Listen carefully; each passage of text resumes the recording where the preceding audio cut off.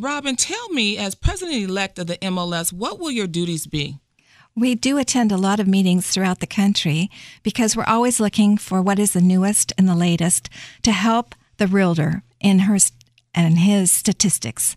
And we're actually having in Los Angeles on April 25th an MLS Madness where we're introducing a lot of the newest products that realtors can use on a daily basis. Nice.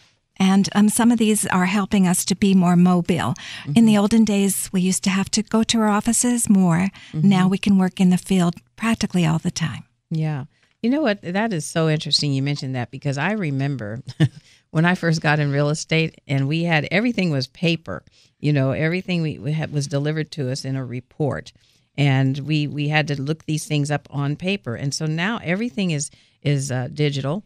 And everything is accessible via our mobile phones. That's what's really awesome. Yes, and it helps us so much. Yeah. Because actually, I remember in the olden days, we used to write an offer on paper on the hood of the car.